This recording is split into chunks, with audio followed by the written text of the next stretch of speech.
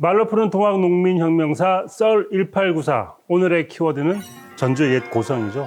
바로 전주성입니다. 네. 제가 축구 좋아하는데요. 전북 현대모터스의 그 홈구장인 월드컵 경기장. 여기가 네. 전주성이라고 부르거든요. 네. 여기가 맞습니까? 그건 아니고요. 아닙니까? 전주성은 지금 전주의 네. 한옥마을 아시죠? 네, 알죠. 그 한옥마을이 바로 전주성과 또 전주성 인근 지역이다. 이렇게 보시면 됩니다. 여기 지금 지도가 있잖아요. 네. 이게 그 전주성입니다.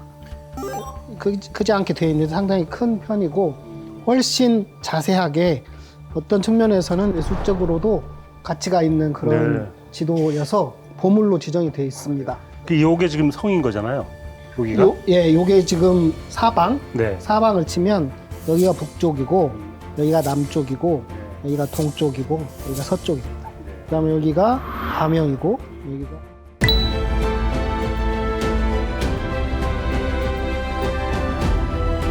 한옥마을이 이쪽에서 이렇게 형성이 돼 있고 여기가 경기전이고 네, 그다음에 네. 경기전. 네, 여기 지금 경기전. 있죠.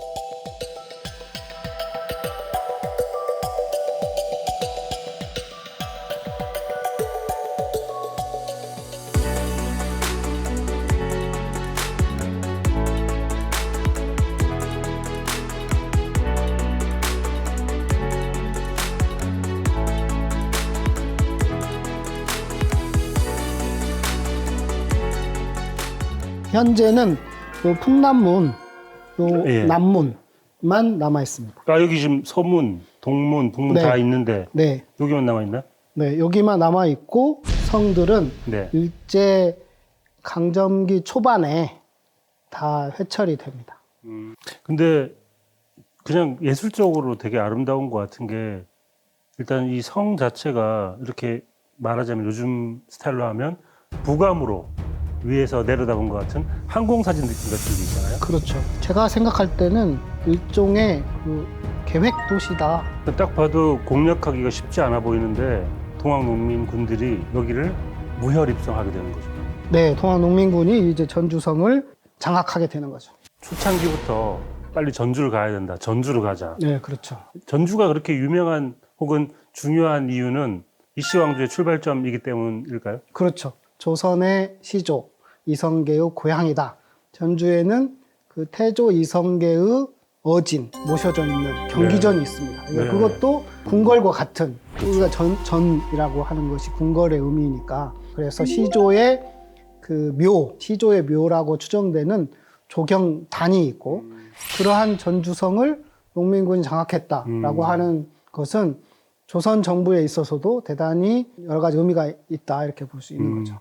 아까 여기가 가명이라고 하셨죠? 네. 여기도 사실은 농민군에게는 큰 의미가 있는 곳이겠네요. 그렇죠. 이제 가명은 제주도까지를 포함하거든요. 그래서 전라도 56개 군현을 관할하는 수도의 역할을 하기도 하고 네. 또 조선시대의 경우에는 이 전라도가 곡창지대로서 생산의 중심이기 때문에 다른 지역보다 훨씬 더 중요한 의미를 갖고 있는데 그것을 농민군에게 내어줬다.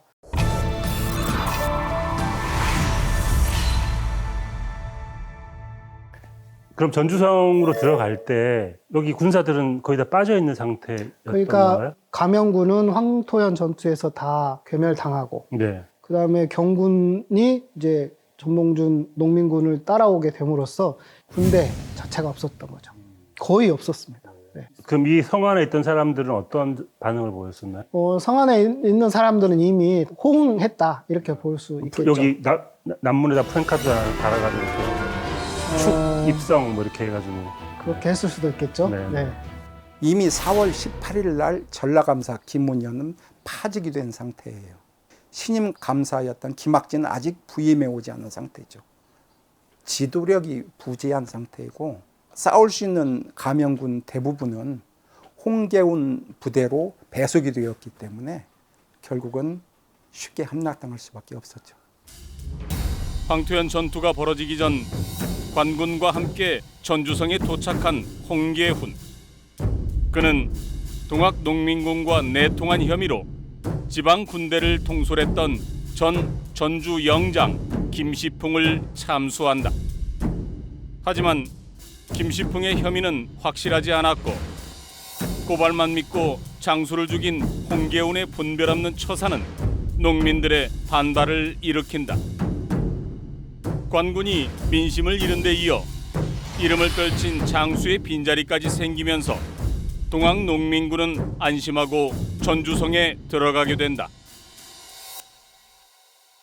그럼 이제 동학농민군이 여기 전주성에 들어갈 때 대략 규모가 어느 정도였을까요? 저희가 백산에서 농민군의 수를 대략 8,000명에서 그렇죠. 10,000명 정도 우리가 생각했는데 네. 그 이후에 많은 농민군들이 포함됐을 것이고 퍼레이드와 축제를 통해서 그렇죠. 많은 사람들이 합류했을 것이고 그렇게 본다면 대략 한 2, 3만 명은 됐을 것이다. 3만 명? 네. 농민군이 전주성을 입성하는 과정은 우선 전주성 남문 쪽에 네. 용머리 고개라고 있어요. 네. 농민군이 용머리 고개를 넘어서 서문으로 돌격했다. 이렇게 알려지고 있습니다. 이 전주성 입성 날이 4월 27일 서문 박장날이라. 이렇게 서문 밖. 네. 여기가 서문이거든요. 네, 네, 네. 이 서문 밖에 이제 장터가 있었고 네. 자연스럽게 농민군들도 그냥 들어오게 되는 거죠.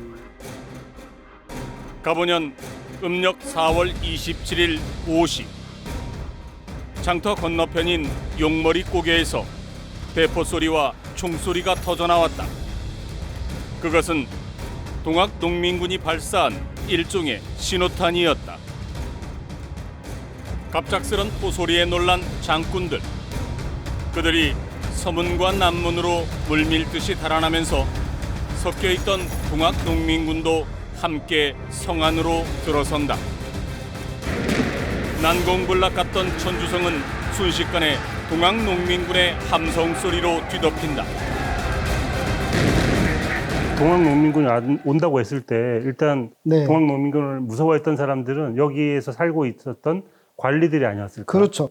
재미있는 것 중에 하나가 판관이 있습니다. 판관은 지금의 전주시장의 역할을 했던 사람인데 판관 민영승은 그 경기전에 있는 이성계 어진을 자기가 가지고 네. 도망을 가는 거죠. 중요한 건 챙겨서 가는구나. 그러니까 명분을 쌓아서 자기가 역할을 했다. 그런 차원에서 다급한 와중에도 제가 이 어진을 챙겼습니다. 네. 선생님이 이 관리였다면 1번 맞서 싸운다. 네. 2번 어진을 챙긴다. 네. 3번 일단 도망가고 온다. 그 여러 가지 지금 경우의 수가 있는데 어떻게 네. 했을까? 당시에 조선의 관리로서 역할을 충실히 했다면 맞서 싸워야 맞겠죠. 어떤 선택이 옳다 그러다 하는 건 후세의 판단일 수 있지만 끝까지 싸운 관리가 있었다. 그걸 어떻게 평가할 것인가? 좋은 행정 관리로 설명할 것인가? 아니면 동학의 적으로 생각할 것인가? 그런 예가 이제 나주목사 민족렬의 네. 경우에는 농학농민군 토벌에 적극 가담해서 사실 그 때문에 많은 농민군이 죽었다 이렇게 볼 수 있고 그렇죠. 또 어떤 경우는 농민군에게 도와주거나 농민군의 입장을 이해하고 편의를 제공하거나 그런 경우도 있어요. 임실 군수였던 민충식. 그래서 나주 목사 같은 경우에도 전체적인 동학의 뜻을 거슬렀기 때문에 네. 우리는 악으로 생각할 수 있지만 행정관으로서는 뛰어난 성과를 올렸으나 또 다른 측면에서 바라볼 수도 있다. 도망가는 사람들이 전 제일 비겁한 사람들이 아닐까. 그러면 백성들은 이 동학 농민군을 어떻게 받아들였나요? 전주의 접주 서영도라는 사람이 있습니다. 네. 접주로서 역할을 한 사람인데 이 사람이 전주 사람과 동학 농민군의 어떤 가교 역할을 상당히 많이 했고 농민군에게로부터도 상당히 칭송을 받고 전주 사람들에게도 칭송을 받게 됩니다. 그런데 결론이 좀 아쉬워요. 네. 그러니까 이제 동학농민혁명이 끝난 이후에 많은 농민군들이 잡혀서 처형을 당하게 된 거죠. 이때 서영도가 네. 잡혔습니다. 잡혔을 때 전주의 많은 사람들이 서영도가 전주를 위해서 또 동학농민군을 위해서 많은 역할을 했으니까 이 사람을 좀 살려줄 수 있는 방안이 없겠는가 이렇게 청원도 하고 그렇게 했는데 결국은 반란을 일으킨 사람이었기 때문에 전주 남문 밖 초록바위 거기에서 차명을 당하게 됩니다. 그래서 대단히 안타까운. 전주 곤지산에 자리한 초록바위. 조선 후기 이곳은 전라 가명의 형장이었다. 바위 벼랑에선 죄인이 처형됐고 나뭇가지엔 그들의 머리가 걸렸다. 수많은 동학 농민군도 초록바위에서 형장의 이슬로 사라져갔다. 혁명을 이끌던 김계남 또한 이곳에서 처형됐다. 새로운 세상을 꿈꾼 백성들의 열망이 핍박당했던 곳. 지금은 아픈 역사의 흔적만 희미하게 남아있다. 자, 이렇게 그럼 전주성이 이제 말하자면 적의 손에 넘어갔는데 조정은 이제 발칵 뒤집혔을 거 아니에요? 조선 정부는 양호 순변사로 이원회를 임명하고 1,400명의 병력을 주면서 농민군을 토벌하라고 했습니다. 그리고 동학 농민군이 예상하지 못했던 충격적인 일이 벌어지는데 네. 그 내용이 바로 여기에 있습니다.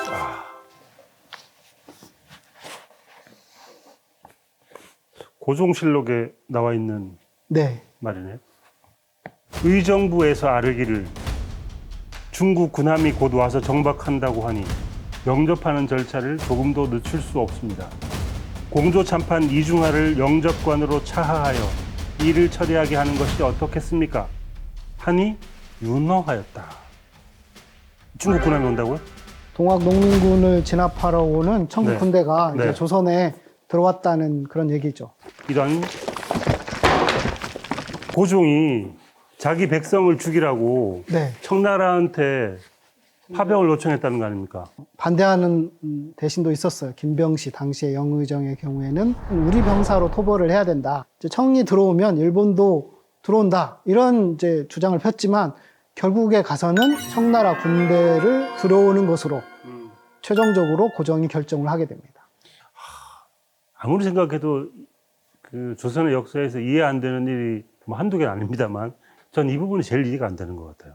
이미 또 이전에 이모군란이나 갑신정변에 들어왔기 때문에 그 부분을 쉽게 생각해서 자기들이 가지고 있는 기득권을 지키기 위해서 했던 것이 이 아닌가. 문서를 자세히 살펴보면 이 지금 우리가 군사도 제대로 훈련이 안 돼 있고 도무지 막을 방법이 없으니까 어떻게 살 길이 없습니다. 와서 좀 도와주십시오 하는데 이게 사실 부끄러워서 다른 데다 알리면 안 되는 일이잖아요. 그렇죠. 사실 네. 엄청난 탑 시크릿인데 이거를 만방에 대놓고 우리 군사력이 부족하니까 도와달라고 하는 건 우리를 침범해라 이런 이야기잖아요. 그렇죠. 청의 입장에서는 네. 조선에 어떻게든 뭔가 영향력을 행사할 빌미를 항상 찾고 있었는데 너무나 좋은 제안이고 정말 감사하게 들어온 것이라고 봐야겠죠. 청이 1,500명 들어왔으니까 이제 일본도 그에 상응하는 군대를 이제 들어올 텐데. 네, 말씀하신 일본은 것처럼 그것을 기다리고 있었죠. 일본은 바로 군대를 동원해서 조선에 들어오게 됩니다. 1894년 5월 5일 조선에 상륙한 청나라 군대.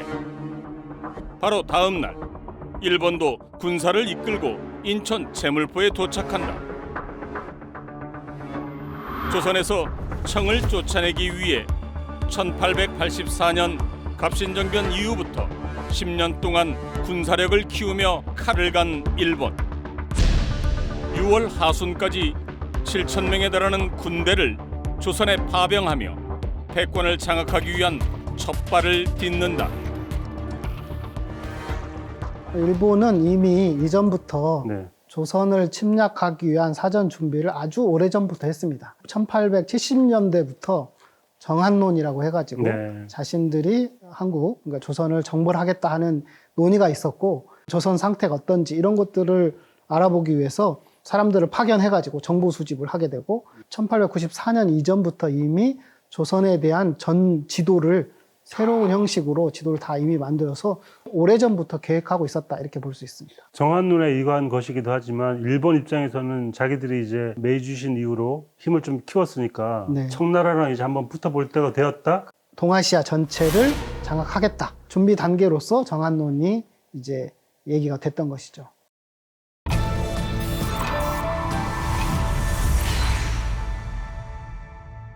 그래도 지금 홍계운의 네. 경군이 있잖아요. 어디 있습니까 지금 홍계운? 이제 전주 남문 밖에 완산칠봉이라고 있습니다. 네네. 홍계운의 군대는 이 완산칠봉뿐만 아니라 요 주변에 기린봉, 그다음에 건지산, 오목대, 황학대 이런 이게 다 주변의 산들이에요. 여기에 이제 전주성을 에워싸고 있는 그런 형국입니다. 진지를 구축하고 네. 전주성을 이제 치기 위한 준비를 네. 하고 있는 거네요. 그 홍계우는 가장 그 요새라고 할 수 있는 요 완산 요 칠봉 이쪽에 주둔을 하고 있었습니다. 그러면 여기가 그렇게 중요한 곳이라면 이 전주성과 함께 완산 칠봉도 미리 점거를 했었으면 어땠을까요? 그랬으면 참 좋았을 것 같은데 네. 그것을 장악할 힘이 제가 볼 때는 없었던 것 같아요. 훈련되지도 않았고 무기도 많지 않았고 경군이 공격하면 그걸 방어할 수 하기가 거의 어려웠을 것입니다. 전주성 안에 전봉준 장군이 있고 이 밖을 홍계원이 둘러싸고 있고 일단 뭐 붙을 수밖에 없겠네요. 그렇죠. 농민군이 4월 27일 날 전주성을 입성을 했고 네. 그 이후에 5월 1일부터 5월 3일까지 전투가 벌어지게 되는데 그 전투를 우리가 완산 전투라고 합니다. 뭐 재밌는 일도 있어요. 네. 왜냐하면 여기 지금 포를 네. 경군이 여기다 설치를 하고 성 안에다가 포를 쏘는 거죠. 네. 포를 쏘는데 포가 어디로 가냐면 경기전으로 가는 거예요. 아하. 그 경기전에 썩가래를 쳤다. 네. 그래서 훼손이 됐다. 아. 그래서 나중에 전봉준과 홍계훈이 책임을 돌리는 서로 공방이 있었습니다. 야, 이건 나중에 고종한테 욕 많이 먹었겠는데? 그렇죠. 너희들에게 동학 농민군을 처리하라 그랬지 경기전을 해야라 했더냐 뭐 이러면서 네, 이제 그래서 네. 그 얘기를 전북 봉초에서 네. 그런 일이 있었다 그렇게 언급하기도 내 합니다. 잘못 아니고 그 홍계원이 다 한 거고. 그런 의도가 있었겠죠. 예. 우리는 사실은 대포도 별로 네, 안에 있는 사람이 이걸 경기전을 지금 그 작가님이 표현하는 그 어감으로 네. 그 써져 있어요. 아 그래요? 예, 예. 네. 아 조선 왕실의 신성한 건물이 해를 입은 건 당시로서도 커다란 논쟁거리였다.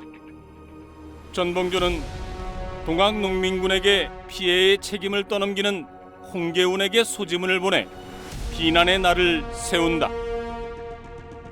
전라가명에 대포를 쏜 것이 농민군의 죄라고 하지만 성주를 시켜 대포를 쏘고 경기전을 무너뜨린 것이 옳고 군대를 동원해 죄를 묻는다면서 무고한 백성을 살해하는 것이 옳은 일이요. 동학농민군과 관군 사이에 책임 공방이 이어지고 양측의 피해는 속출했지만 격전은 계속된다. 풍남문이 한눈에 보이는 완산 칠봉. 이곳에 진지를 구축한 조선 관군은 끊임없이 전주성을 포격한다. 확실히 경군이어서 다르군요. 경군이어서 임금이 직접 하사한 어떤 무기를 가지고 왔기 때문에 성능 자체가 다르군요. 그렇죠. 임금이 준 포로 네. 경기전을 쏜 거죠. 네. 완산 전투에서 농민군들은 힘을 지금 별로 못 쓸 수밖에 없네요. 그래서 포도 없고. 이제 이렇게 네. 공격을 당하게 돼서 5월 3일 정도가 될 텐데 네. 경군을 공격하기 위해서 요 서문과 남문으로 나갑니다. 네. 나가서 이 완산 칠봉과 그 밖의 성을 그 탈환하기 위한 공격을 대대적으로 그 과정에서 실제 많은 농민군들이 죽습니다. 뭐 무리수인데? 아마 제가 생각할 때는 이 완산 칠봉에 발굴을 하거나 하면 야. 농민군의 물골이 남아 있을 수도 있다 그런 생각이 듭니다. 발굴 안 했습니까 아직? 예, 못했죠. 어딘지 특정할 수가 없어서 아. 장소와 위치가 명확하지 않기 때문에 네. 여기서 그럼 사상자가 굉장히 많이 나왔을 텐데 네. 뭐 어떤 뭐 유명하신 분들도 돌아가셨나요? 이게 여기서? 이때 이제 용장 김순명 네. 그다음에 아기장수 이보경 아기장수, 기록에 어떻게 되어 있냐면 동장사 이렇게 표현. 동장사, 어린 장사. 어린 장사. 어. 그리고 나이도 나옵니다. 몇 살입니까? 14살. 이제 동학농민혁명 참여자들을 저희가 조사를 하는 과정에서 네. 참여자의 나이도 보게 아, 되거든요. 그래? 최고 어린 나이는 13살 있습니다. 장흥에 최동린이라고 있는데 참여하다가 죽습니다. 네.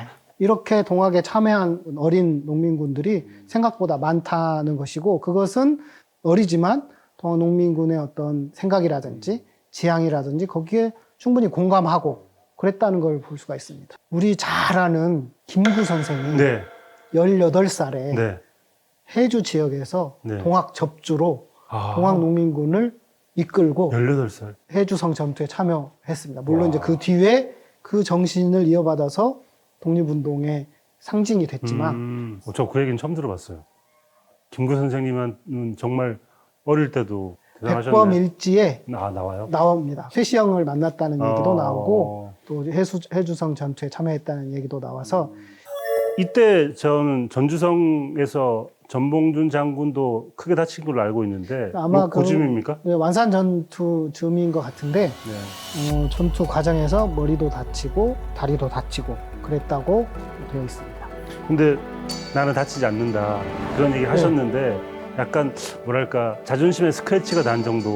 그래서 아마 이때 전봉준 장군의 지도력에 약간의 타격이 분명히 있었습니다. 그 이후에 농민군의 사기가 좀 떨어지기도 하고 도망자도 속출하고 또 음식 조달이 안 돼서 먹을 것이 없으니까 농민군이 고안한 음식이 있습니다. 네.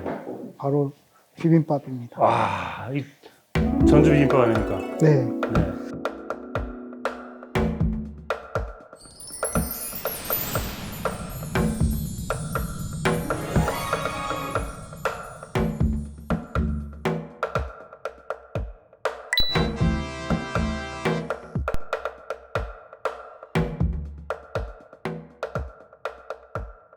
이 전주 비빔밥의 유래가 여러 네. 가지 썰이 있는데 당시에 전주성에서 먹을 것이 없고 하니까 네. 여러 가지 음식들을 모아가지고 채소 반찬 한 대에 비벼서 비빔밥이 됐다. 동학농민혁명군이 이렇게 먹었다면 혁명에 성공했습니다. 이렇게 육회에다가 계란 지단에다가 뭐 이런 반찬에다가 이렇게 못 먹었겠죠? 그러니까 비빔밥도 진화를 한 것인 것 같고 네. 당시 동학농민군이 먹었던 음식이라든지 이런 경우는 대단히 그 단촐한 그 밥만 있어도 먹을 정도가 아니었을까 그런 생각이 듭니다. 음식을 앞에 두고 길게 얘기하는 건 동학농민혁명군에 대한 예의가 아니라고 생각이 들고요. 네. 일단 밥을 좀 비비면서 얘기를. 비빔밥을 제가 잘 비비는데 네. 얼어가지고 잘 안 되네요. 얼어가지고요? 손이 얼어가지고요? 아니면? 예.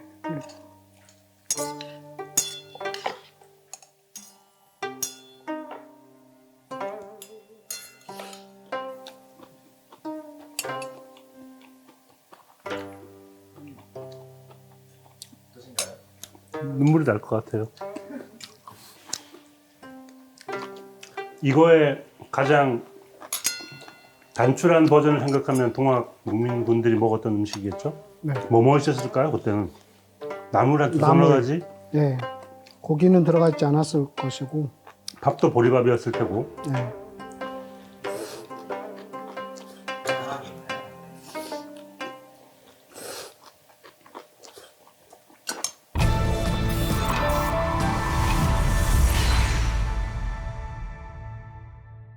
네, 저희는 맛있게 비빔밥을 다 먹었지만 네. 먹으면서 약간 좀 미안한 마음이 드네요, 진짜. 동학농민혁명군들이 전주성 안에서 먹을 게 풍족하지 않았을 때 얼마나 동요가 컸을까. 약간 원망하기도 했을 테고 나갈까 여기를? 그런 고민도 많지 않았을까 그런 생각이 드네요. 그래서 그때 약간 내부 동요가 있었습니다. 동학농민군 지도자인 전봉준을 잡아서 홍계훈에게 바치자. 그런 이야기가 전해져 오고 있습니다. 홍교는 뭔가 일을 한 게 아닐까요? 뭔가 자기한테 바치면 그 사람은 살려주겠다. 음, 이런 이간책을 음, 방을 만들어서 성 안에다가 던져서 농민들이 보게 함으로써 또 동요 이런 게 좀 있었던 것 같습니다. 당연히 전봉준도 알았겠네요. 그렇죠. 성 안에다 네. 뿌렸으니까.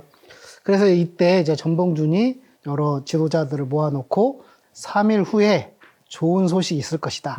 동요하지 말라. 나를 믿어라. 나름의 대책, 비책이 있었기 때문이거든요. 그렇죠. 그러니까 이제 이후에 전주 화약이 맺어지게 되는데 그 사이에 홍계훈과 서로 물밑에서 접촉을 통해서 무언가 계책을 세웠다 이렇게 보여지고 동요를 좀 막았다 이렇게 보여집니다. 전봉준 장군의 상태가 좀 궁금한데 이 시점에 완산 전투로 좀 피해를 입기도 했지만 사실은 전주성이 무너진 것도 아니고 굳이 조정과 화해 무드로 협약을 할 필요가 있었나? 한 이유가 충분히 있었는데 완산 전투의 내용을 보면 일방적으로 농민군이 지는 거죠. 네. 농민군이 밀리게 돼 있고 전봉준의 입장에서는 새로운 어떤 돌파구가 필요한 부분인데 청나라와 일본이 들어옴으로써 명분을 만들었던 것 같아요. 그래서 그런 종합적인 상황을 판단해서 홍계훈과 협상을 하게 되고 이렇게 해서 맺어진 것이 바로 전주 화약입니다. 아, 외세의 개입 때문이 아니라 자주적으로 나라의 위기를 해결하길 바랐던 전봉준과 동학농민군. 잦은 해산의 조건으로 각종 해정개혁과 탐관오리를 징벌하는 내용을 담은 해정개혁안을 조정에 제시한다. 결국 상황을 수습하고 싶었던 조선 조정은 동학농민군의 요구 조건을 받아들이고 마침내 1894년 5월 8일 동학농민군과 조선 관군은 화해의 약속인 전주 화약을 맺는다. 조선 조정을 상대로 개혁의 요구를 관철해낸 전주 화약. 그것은 동학농민군의 승리였고 전라도 각지에 농민자치기구인 집강소를 설치하고 민정을 실시하게 한 동력이 된다. 고종의 선택이 청일전쟁의 시발이 되었기 때문에 요거 아닙니다. 다시 할게요. 고종의 선택이 청일전쟁의 시발이 되었기 때문에 어쩌면 요거 아닙니다. 다시 할게요. 고종에게 말씀드리고 싶어요. 좀 그러지 말지 그랬어. 고종의 선택이 청일전쟁의 시발점이 되었기 때문에 정말 안타까운 생각이 드는데 다음에도 네. 좀 무겁습니다. 네, 다음은 청일전쟁을 살펴보는 기회로 네. 삼았습니다. 청일전쟁 생각하면 지금 소화가 잘 안 될 것 같아요. 비빔밥을 먹었는데 소화를 잘 시켜야 되는데 그래도 그 안에서 우리가 이제 역사적 의미를 좀 되새겨 보고 뻥 뚫리는 뭔가 있습니까? 그런 건 없습니다. 없다고 하니까 더 마음이 또 먹먹해지는데 어쨌든 다음에는 청일전쟁을 위해서 한번 달려가 보겠습니다. 네, 다음에 그러면 뵙겠습니다.